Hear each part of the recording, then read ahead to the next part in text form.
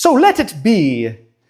We will have a competition to the death called the job search. And in this competition, let the best software engineer win. You might think that's how it works. Well, other than to the death part, but in reality, the cheap software engineer often gets the job over the best software engineer.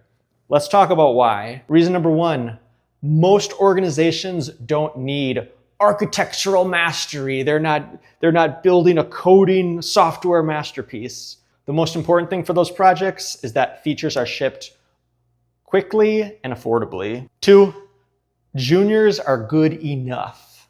So one of the issues with having a lot of juniors on the team is that sure, they might be able to get the code to work, but it's kind of hacked get together. And this leads to a lot of technical debt and headaches later on for the company. Things might need to be given a lot of time to be refactored and sometimes even rewritten completely. But that doesn't matter for the person that hired you in many cases because they might not planning to be working there 2 years later, 3 years later, or whenever the house of cards comes crashing down. Three, cheap often equals compliant. So if you've had a software engineer that's been in the industry for 10 years and they've worked at prestigious companies with good work-life balance, those software engineers are going to know how to set boundaries. I don't work after 6 p.m. unless there's an emergency. I would like to be remote or just come into the office occasionally. I don't want to be on site 5 days a week, and so on and so forth. So some managers that are more power controlling or organizations that they really want to have their, what do they say, foot on the neck of the people, they might prefer hiring somebody that's cheap, even if they're not as good as somebody that has more options. They're not going to want somebody around that's going to question working overtime or scope creep or other decisions by the leadership team. Four, short-term wins over long-term stability. So as I alluded to before, many managers or executives are only concerned about the short term. They need to reach these short-term quarterly goals. It's the American culture.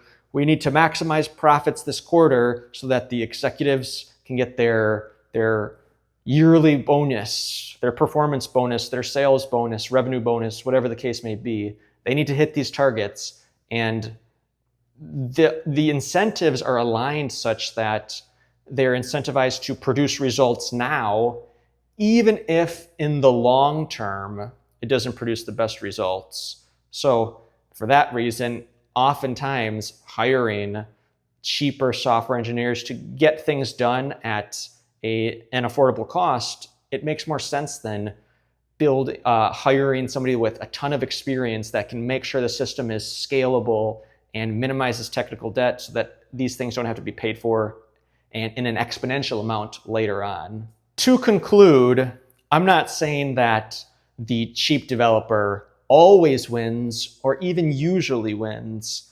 And I would say in general, the higher the quality of the organization, the more likely a skilled, experienced developer would win over somebody whose main selling point is that they can kind of get the job done, but they're cheap. With that being said, if you do have experience at more prestigious companies, or if you do have an education from a top 5, top 10 type university, many of the less desirable jobs, they might think that you are overqualified for them. So you can come into a conundrum where maybe the top tier jobs are so competitive that you can't compete for them, but also the jobs where you would kind of settle for them, they might be reluctant to interview you and give you the job as well because they think, this guy, this is a sitting time bomb. He's only going to come here and work for 6 months while he job searches,